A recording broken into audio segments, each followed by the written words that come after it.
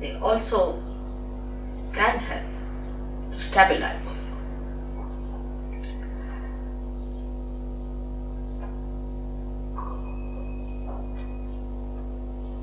The conditioning comes to you from the matter with which we are dealing every day. When a human being sees a matter, he aggresses it. And he wants to use that matter for his own purpose. He changes the forms of the matter for his own purpose. He starts getting used to matter as comfort or as a help or a guide in life. The more you start depending on matter, the more your spontaneity is finished, because you are dealing with the dead.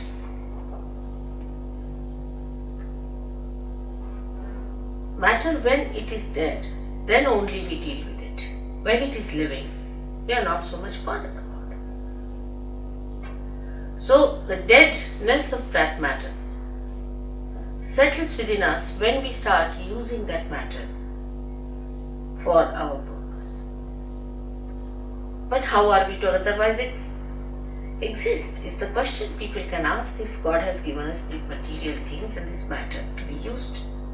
Are we not supposed to use them? And are we not supposed to enjoy them?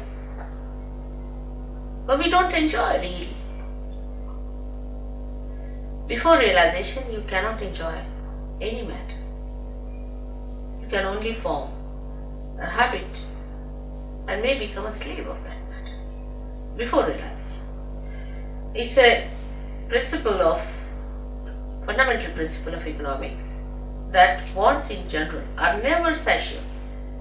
Means today you want to buy something like a carpet, alright, bought it. So now that carpet becomes a headache because it's your possession, you have to look after it.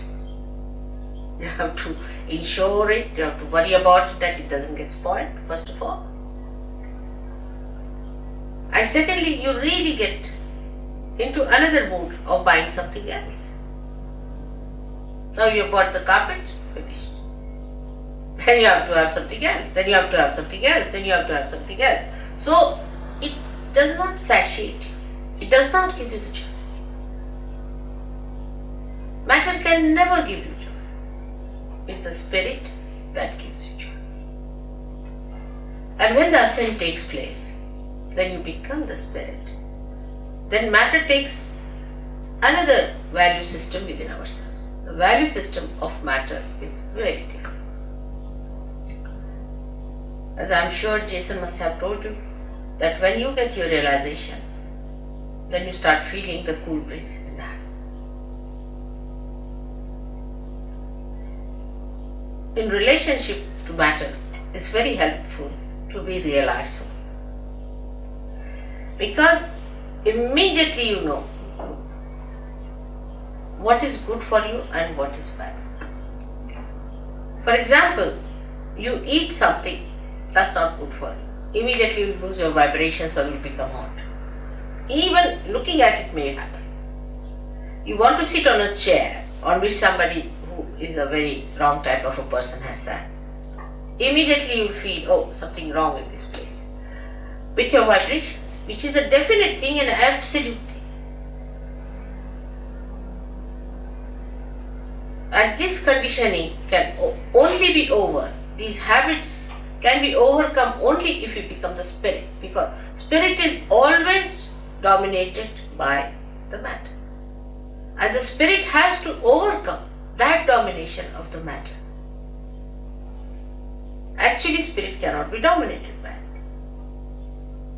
But what I mean is that it is covered, like the sun can be covered with clouds. In the same way, all our domination, or we can say all our enslavement of the matter makes us dominate our spirit in the sense that we cover it. The clouds, we can't see the spirit, we can't feel the spontaneity, which is the beauty of the spirit, we do not feel in a person. So in judging a person, what do we judge? How that person looks, what dress he's wearing, how he walks, what are his formal ways, does he know how to say thank you, sorry or not, you see. All these things impress us very much. What sort of a car he has, say, what sort of a house. Maybe we may miss a saint. We may miss Christ again because he was a carpenter's son. How are we to know who is Christ? Is there any way of finding out who is Christ?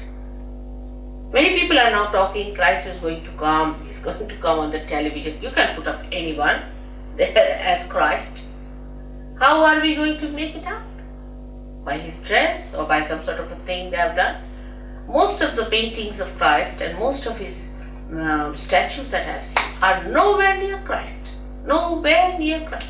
See, they are horrid things. I don't know what are they. So how will you make it out that this is Christ or not? Or this is some sort of a hocus pocus fellow or some sort of a person who has come just deliberately to delude us from reality. There is no way out to find out what is the truth, because we are so much used to material forms that we have. For example, our idea of art also is in the same way molded. We like this kind of art. If you ask why? Because, this is this kind of a thing, harmony, or maybe this is more proportioned and all that. But how do you know? Because you've read certain books, or maybe that you have understood from somebody else that this is art, this is beautiful. I mean, you brand something as beautiful. But is it really? If it is beauty, it should be spirit. Because spirit is beauty and beauty is spirit. So is it beauty? How do you make out that this art is beautiful or not? For example, according to all normal ideas of womanhood, I don't think Mona Lisa is a beautiful woman. I mean, the way these days you see mosquito-like women are regarded as beautiful. So how they call Mona Lisa so beautiful? What's in her? Thousands of people would be assembled to see that painting. Why? What is that? Only vibrations will tell you that it emits vibrations. It appeals to your spirit without your knowledge. You are not aware of it. It appeals to your spirit. That's why universally that painting is appreciated. But when this conditioning becomes collective, any such conditioning becomes collective, and you accept this is the form that is beauty, this is the form that is reality, this is the form that is spontaneity, then the confusion starts. The confusion starts at that point, when it becomes a collective thing.